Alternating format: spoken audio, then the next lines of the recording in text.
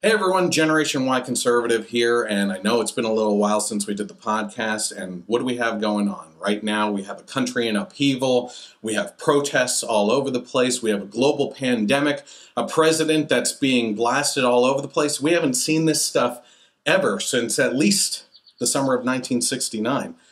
Things are just repeating themselves at this point. But we have a big thing coming up this weekend that we're going to be celebrating.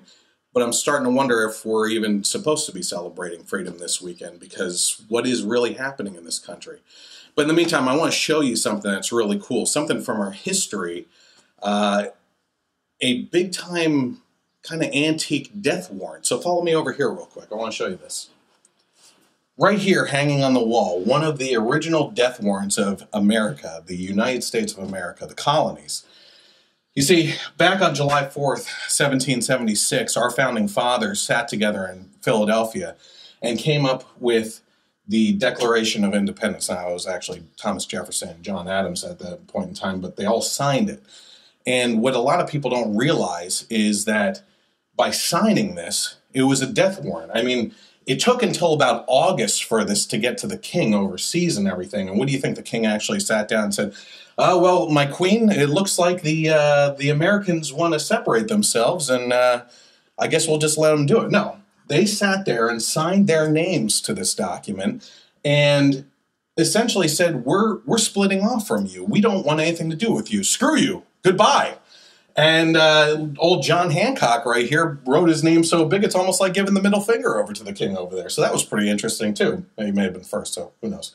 But this document is so important.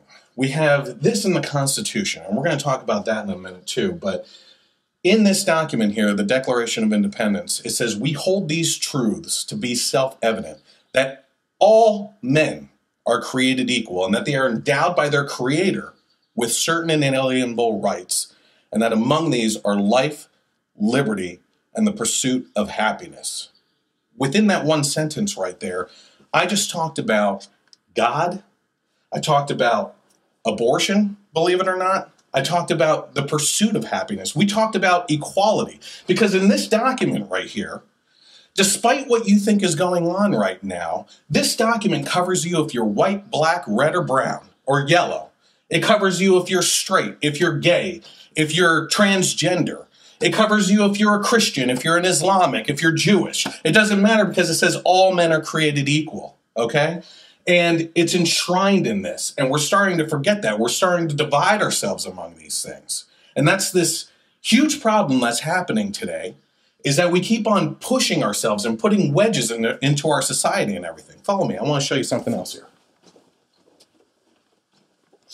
So this is my office and studio here, but we're going to focus over on my office here for a second, okay? My grandfather fought in World War II, and he was a mechanic on the flying fortresses, and he built all these by hand. He was a carpenter and everything. But right here is a picture of my grandfather, myself, and my father, okay? It's people like him that selflessly gave themselves into wars to fight for what we just looked at out there with the Declaration of Independence, with our Constitution, to fight for our freedoms and everything.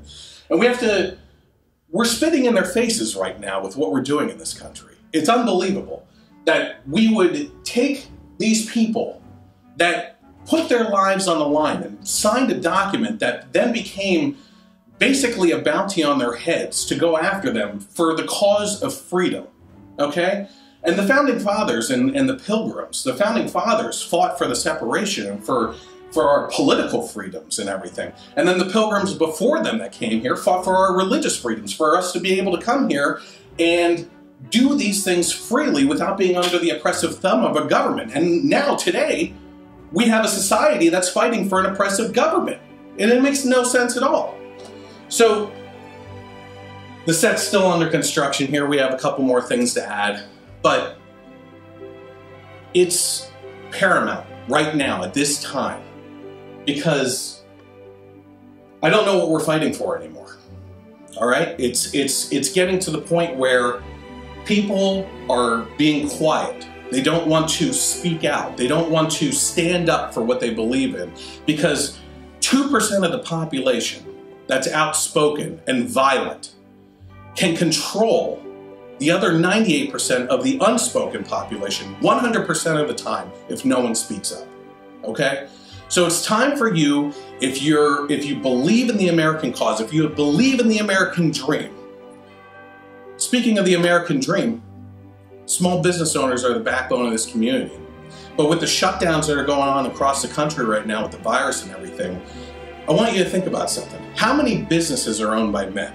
And I know that biological gender doesn't matter in regards to who owns those businesses, but why is it that the only person that we have to show balls in this country right now is a woman that owns a salon down in Texas that stood up and opened up her business despite what the government was telling her because she had to support her family?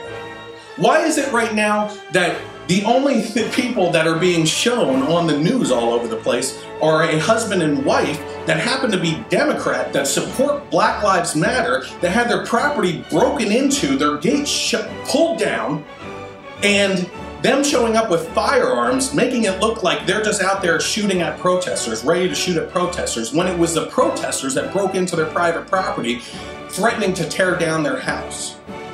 These are the types of people that are being shown right now because they're the only people that are standing up. And now it's time for us to stand up as both people that are politically active, that understand what the Constitution and the Declaration of Independence stand for, and also if you're a Christian, to stand up with your Bible. Take the pocket Constitution in one hand, the Bible in the other hand, and get out there, because there's a reason that they say churches are shut down. They don't say that religious institutions like mosques and everything else are shut down. They know that Christians will roll over. They're used to Christians rolling over and allowing us to be stepped on because we're supposed to be nice. We're supposed to be the ones that turn a blind eye to everything and allow them to roll over us. And that's why things are getting crushed. That's why statues are being torn down right now. That's why churches are being burned. And that's why the media wants to focus on that Trump is outside making a photo op in front of a church instead of the actual fact that the church was trying to be burned down behind them. They care more about that.